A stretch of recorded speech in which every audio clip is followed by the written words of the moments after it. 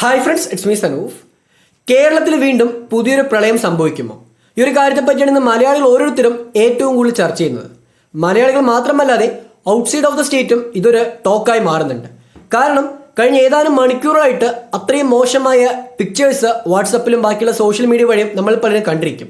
KSRTC bus തന്നെ ഒഴുകിപ്പോകുന്ന അത്രയും തീവ്രമായുള്ള മഴയാണ് പല പ്രദേശങ്ങളിലും ലഭ്യമായിരിക്കുന്നത്. സോ എന്താണ് കേരളത്തിൽ പ്രതീക്ഷിക്കാതെ ഒക്ടോബർ മാസം ഇത്രയധികം മഴ ലഭിക്കാനുള്ള കാരണം? ഇതിന് പിറകിലുള്ള ശാസ്ത്രീയമായ വിശദീകരണം എന്താണ്? എങ്ങനെയാണ് നമ്മൾ ഓരോരുത്തരും ഈ ഒരു പ്രശ്നത്തിന് പിറകിലെ ഒരു കാരണക്കാരായി തീരുന്നത്? ഇതിനെപ്പറ്റി ഡീറ്റെയിൽ ആയിട്ട് നമുക്ക് ഈ വീഡിയോയിൽ വിശദമായി സംസാരിക്കാം. നിങ്ങൾ പലരും പറഞ്ഞാൽ വിശ്വസിക്കില്ല, ഞാനൊരു 2 months മുൻപ് നമ്മുടെ ചാനൽ ചെയ്തിരിക്കുന്ന വീഡിയോസിൽ തന്നെ ഇതിനെപ്പറ്റി സൂചിപ്പിച്ചിട്ടുണ്ട്. നിങ്ങൾക്ക് ആ വീഡിയോ എടുത്ത് കണ്ടാൽ മനസ്സിലാകും എങ്ങനെയാണ് നമ്മൾ ഓരോരുത്തരും ലോകത്തെ പല കാലാവസ്ഥ മാറ്റത്തിനും കാരണമാകുന്നതെന്ന്. തീർച്ചയായിട്ടും ഈ ഒരു വീഡിയോ മുഴുവനായി കാണുക. അതിനു മുൻപ് നിങ്ങൾ ഓരോരുത്തരും സേഫ് ആയിട്ടിരിക്കുന്നെന്ന് കരുതുന്നു. നിങ്ങളുടെ ഇപ്പോഴത്തെ സിറ്റുവേഷൻ എന്താണ്? വീട്ടിനടുത്ത് വെള്ളം കയറിയിട്ടുണ്ടോ? ഈ ഒരു കാര്യത്തെപ്പറ്റി നിങ്ങൾ പെട്ടെന്നത്രയും നിങ്ങളുടെ സുഹൃത്തുക്കളുമായി സംസാരിക്കുക. കാരണം ആ കമ്മ്യൂണിക്കേഷൻ എപ്പോൾ വേണമെങ്കിലും കട്ടാകാം എന്നുള്ളൊരു ആശങ്ക ഇപ്പോൾ വരുന്നുണ്ട്. തീർച്ചയായിട്ടും എല്ലാവരും അപ്ഡേറ്റ് ആയിരിക്കുക. നിങ്ങൾ ഗവൺമെന്റ് പറയുന്ന എല്ലാ കാര്യങ്ങളും കൃത്യമായിട്ട് ഫോളോ ചെയ്യുക.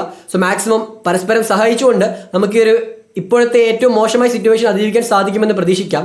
സോ നമുക്ക് ആദ്യം എന്താണ് ഇപ്പോഴത്തെ ഒരു സിറ്റുവേഷന് കാരണമായി തീർന്നതെന്ന് ഒന്ന് കൃത്യമായിട്ട് അറിയണം. ഇതൊരു ലോ പ്രഷർ ഏരിയ വന്നിരിക്കുന്നതിന്റെ കാരണമായിട്ടാണ് ശാസ്ത്രീയമായിട്ട് വിശദീകരിക്കുന്നത്. ഇതിന്റെ ഒരു ഒഫീഷ്യൽ ആയിട്ടുള്ള ക്ലാരിഫിക്കേഷൻ ഇന്ത്യയുടെ മെട്രോളജി ഡിപ്പാർട്ട്മെന്റ് നൽകിയിട്ടുണ്ട്. അതായത് കേരളത്തിന് സമീപത്തുള്ള 2 പ്രധാനപ്പെട്ട കടൽ തീരം, ഒന്ന് വന്നിട്ട് നമ്മുടെ അടുത്തായിട്ടുള്ള ഇന്ത്യൻ മഹാസമുദ്രവും മറ്റൊന്ന് ബംഗാൾ ഉൾക്കടലും. ഈ 2 ഭാഗത്തും ഒരു ന്യൂനമർദ്ദം രൂപീകരിക്കപ്പെട്ടിട്ടുണ്ട്. ഈ ന്യൂനമർദ്ദം രൂപീകരിക്കപ്പെട്ടത് ഒരു ട്വിൻസിനെ പോലെ, ഒരു ഇരട്ടകളെ പോലെ തന്നെ ഇന്ന് കേരളത്തിൽ ഏറ്റവും കൂടുതൽ മഴ ലഭിക്കാനുള്ള കാരണമായിട്ടും മാറിത്തീർന്നിട്ടുണ്ട്. നമുക്ക് ആദ്യം സൗത്ത് ഇന്ത്യ, അതായത് സൗത്ത് ഇന്ത്യ മുഴുവനായിട്ടും ഒരു അലർട്ട് നൽകാനുള്ള കാരണം എന്താണെന്ന് അറിയേണ്ടതുണ്ട്. ആദ്യമായിട്ട് വന്നൊരു ന്യൂനമർദ്ദം എന്ന് പറയുന്ന ലക്ഷദ്വീപിന് സമീപത്തായിട്ടുള്ള കടൽ തീരത്താണ്. ഈ ഒരു ഭാഗത്ത് ന്യൂനമർദ്ദം രൂപീകരിക്കപ്പെട്ടു. സോ ന്യൂനമർദ്ദം എന്ന് പറയുന്നു. ഇതെന്താണെന്ന് അറിയാത്തവരും നമുക്കിടയിലുണ്ട്. ഒരു ബേസിക് ആയിട്ടുള്ള 9ാം ക്ലാസ്സിലെ ജോഗ്രഫിയിലൊക്കെ പഠിച്ചിട്ടുള്ള കാര്യമാണ്. അതായത് നമ്മുടെ കാലാവസ്ഥ ഇത് പലപ്പോഴും മാറാറുണ്ട്. ഇതിന് ഏറ്റവും പ്രധാനപ്പെട്ട കാരണം ആ പ്രദേശത്തുള്ള മാറ്റങ്ങൾക്കനുസരിച്ചാണ് കാലാവസ്ഥയും മാറ്റം വരുന്നത്. ഒരു എക്സാമ്പിൾ ആയിട്ട് ഈ ലോ പ്രഷർ ഏരിയ എന്ന് പറയുന്നത് മർദ്ദം തീരെ കുറവായിട്ടുള്ള പ്രദേശമാണ്. അതായത് ഇപ്പോൾ ഒരു പ്രദേശം, ഇപ്പൊ എക്സ് എന്ന് പറയുന്ന ഒരു പ്രദേശത്ത് മർദ്ദം വളരെ കുറവാണ്, പക്ഷെ അതിന് ചുറ്റുമുള്ള പ്രദേശങ്ങളിൽ മർദ്ദം കൂടുതലാണ്. ഇങ്ങനെ വരുമ്പോൾ ഈ മർദ്ദം കൂടുതലുള്ള പ്രദേശങ്ങളിൽ നിന്ന് കാറ്റ് ഈ മർദ്ദം കുറഞ്ഞ ഭാഗത്തോട്ട് ഒഴുകിയെത്തും. ഇങ്ങനെ കാറ്റ് കംപ്ലീറ്റ് ആയിട്ടും ഇതിന്റെ അകത്തോട്ട് എത്തുമ്പോൾ ഇവിടെ ഒരു ഹയർ ആയിട്ടുള്ള ഏരിയ ക്രിയേറ്റ് ചെയ്യപ്പെടും. ഈ ഒരു ഏരിയ മുഴുവനായിട്ടും തന്നെ ക്ലൗഡറായിട്ട് മാറപ്പെടും. അങ്ങനെ മഴമേഘങ്ങൾ എത്തപ്പെടും.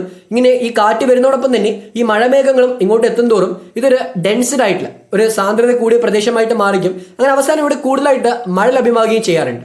സോ ഈ അന്തരീക്ഷത്തിലെ നീരാവി ബാഷ്പീകരിച്ചിട്ട് പിന്നീട് അത് മഴയായിട്ട് ഘനീഭവിച്ച് നമ്മുടെ ഭൂമിയിൽ പെയ്യുകയാണ്. അങ്ങനെ വലിയ തോതിലുള്ള മഴ ഈ ഒരു പ്രദേശത്ത് ലഭ്യമാകും. സോ ഇപ്പോഴത്തെ സിറ്റുവേഷൻ എന്ന് ചോദിക്കുകയാണെങ്കിൽ ഈ ലക്ഷദ്വീപിന്റെ സമീപത്തുണ്ടായ ന്യൂനമർദ്ദത്തോടൊപ്പം തന്നെ നമ്മുടെ ബംഗാൾ ഉൾക്കടലിലും കഴിഞ്ഞ ദിവസം പുതിയൊരു ന്യൂനമർദ്ദം രൂപീകരിക്കപ്പെട്ടിരുന്നു. സോ 2 ന്യൂനമർദ്ദവും ഒരേപോലെ തന്നെ ഒരെണ്ണം വന്നിട്ട് ഇന്ത്യയുടെ പടിഞ്ഞാറൻ ഭാഗത്തും മറ്റൊന്ന് കിഴക്കൻ ഭാഗത്തും മൂവ് ചെയ്യുകയാണ്. സോ ഇത് രണ്ടും കൂടെ മൂവ് ചെയ്യുന്ന ഈ ഒരു പാത്ത്, ഇത് രണ്ടും കൂടെ പോകുന്ന ഈ ഒരു വേഗത, ഇതെല്ലാം തന്നെ കൃത്യമായിട്ട് കേരളത്തിലെ സെൻട്രൽ സൈഡ്, അതായത് കേരളത്തിന്റെ മധ്യഭാഗത്തുള്ള ജില്ലകളിലെല്ലാം തന്നെ കൂടുതൽ മഴ ലഭിക്കുവാനായിട്ട് കാരണമായിട്ടുണ്ട്. സോ ഈ ഒരു കാലാവസ്ഥാ മാറ്റത്തിന് എന്തെല്ലാമായിരിക്കും കാരണമെന്ന് നമുക്ക് ശാസ്ത്രീയമായിട്ട് നോക്കുകയാണെങ്കിൽ പലതരം പ്രശ്നങ്ങൾ കാണുവാൻ സാധിക്കും. ഒന്നാമത്തേത് എൽ നീനോ, ലാനിനോ എന്നൊക്കെ അറിയപ്പെടുന്ന പ്രതിഭാസങ്ങളുണ്ട്. അതായത് ഒരു പ്രദേശത്തിലെ കാലാവസ്ഥയിൽ വരുന്ന മാറ്റം, അതിലെ പ്രഷർ ഡിഫറൻസിനനുസരിച്ചുകൊണ്ട് മഴ കൂടുന്നതും അല്ലെങ്കിൽ വരൾച്ച അനുഭവപ്പെടുന്നതിനൊക്കെ ഈ ലാനിനോ, എൽ നീനോ എന്ന് പറയപ്പെടുന്ന പ്രതിഭാസം വഴി വിശേഷിപ്പിക്കാറുണ്ട്. സോ കേരളത്തിൽ മാത്രമല്ല നമ്മുടെ ഭൂമിയിലെ പല പ്രദേശങ്ങളിലും ഈ ഒരു ലാനിനോ പ്രതിഭാസം ഈ പസഫിക് ഓഷ്യന്റെ ഭാഗത്ത് നിന്ന് രൂപീകരിക്കപ്പെടുമെന്ന് കഴിഞ്ഞ കുറച്ച് ദിവസം മുൻപായിരുന്നു ഒരു ഒഫീഷ്യൽ ആയിട്ടുള്ള ക്ലാരിഫിക്കേഷൻ വന്ന്. ഈ ലാനിനോ പ്രതിഭാസം വന്നു കഴിഞ്ഞാൽ പല പ്രദേശത്തും കൂടുതൽ മഴ ലഭിക്കും, ചിലയിടങ്ങളിൽ കനത്ത വരൾച്ചയുണ്ടാവും. അങ്ങനെയായിരുന്നു കേരളത്തിൽ ഇപ്പോൾ മഴ എത്തിയിരിക്കുന്നത്. കേരളത്തിൽ മാത്രമല്ല ചൈനയിലും കഴിഞ്ഞ കുറച്ച് ദിവസമായിട്ട് കനത്ത മഴ പെയ്യുന്നുണ്ട്. ഈ മഴയെ തുടർന്നിട്ടായിരുന്നു ഈ കൽക്കരി ക്ഷാമം രൂപീകരിക്കപ്പെട്ടതും അതിനുശേഷം ചൈനയിൽ കംപ്ലീറ്റ് ആയിട്ടും ഒരു പവർ ക്രൈസിസ് ഉടലെടുക്കുകയും ചെയ്തത്. അതേ ഒരു സിറ്റുവേഷനാണ് ഇന്ത്യയിലും വന്നിരിക്കുന്നത്. ഇന്ന് ഇന്ത്യയിൽ കൽക്കരി ക്ഷാമം വന്നിട്ടുണ്ട്. അതേസമയം കൽക്കരി നമുക്ക് ഖനികളിൽ നിന്ന് കുഴിച്ചെടുക്കാൻ സാധിക്കുന്നില്ല, അത് ട്രാൻസ്പോർട്ട് ചെയ്യാൻ സാധിക്കുന്നില്ല. അങ്ങനെ ഒരു ക്ഷാമം രൂപീകരിക്കപ്പെട്ടു. ഇതേ സിറ്റുവേഷൻ തന്നെയാണ് ഇപ്പോഴത്തെ ക്ലൈമറ്റ് ചേഞ്ചും നമുക്ക് ഒരേപോലെ കാണിച്ചു തരുന്നത്. അതായത് ഈ ഒരു ക്ലൈമറ്റ് ചേഞ്ചിന് അടിസ്ഥാനമായിട്ടുള്ള കാരണം എന്ന് പറയുന്നത് നമ്മൾ ഓരോരുത്തരും തന്നെയാണ്. നമ്മൾ ഇവിടെയുള്ള പ്രശ്നങ്ങൾക്ക് മാത്രമല്ല, കഴിഞ്ഞ കുറച്ച് മാസങ്ങൾക്ക് മുമ്പ് ജർമ്മനിൽ ഒരു ഫ്ലഡ് ഉണ്ടായിരുന്നു. ആ സമയത്ത് ചൈനയിലും ഒരു പ്രളയം വന്നു. ഇങ്ങനെ പല പ്രദേശങ്ങളും പ്രളയം വരുന്നുണ്ട്, പലപ്പോഴും പല മാറ്റങ്ങൾ സംഭവിക്കാറുണ്ട്. ഇതിനെല്ലാം തന്നെ നമ്മുടെ ഇന്ത്യക്കാരും അല്ലെങ്കിൽ ലോകത്തിന്റെ ഓരോ മൂലയിലിരിക്കുന്ന ഓരോ വ്യക്തിയും ഒരു കാരണമായി തീരാറുണ്ട്. അതായത് പൊതുവെ ഇന്ത്യൻ ഓഷ്യൻ ഡൈപോൾ എന്ന് പറയുന്ന ഒരു പ്രതിഭാസമുണ്ട്. ഈ ഒരു IOD എന്ന് പറയുന്ന പ്രതിഭാസമാണ് 2019 ഓസ്ട്രേലിയയിൽ ഒരു ഫോറസ്റ്റ് ഫയർ ഉണ്ടാക്കുവാനും അതേസമയം ആഫ്രിക്കയിൽ കനത്ത മഴ മൂലമുള്ള ഒരു കെടുതികൾ ഉണ്ടാക്കുവാനും കാരണമായി തീർന്നത്. സോ അങ്ങനത്തെ ഒരു IOD സംഭവിച്ച സമയത്ത് ഇങ്ങനെ ഒരു വ്യത്യസ്തമായ ഒരു കാര്യം അവിടെ രൂപീകരിക്കപ്പെട്ടു. ഒരു ഭാഗത്ത് ഒരു ധ്രുവത്ത് കനത്തൊരു മഴയും മറ്റൊരു ധ്രുവത്ത് കനത്ത കാലാവസ്ഥ മാറ്റം സംഭവിച്ചിട്ട് കാട്ടുതീ ഉണ്ടാവുകയും ചൂടനുഭവപ്പെടുകയും ചെയ്തു.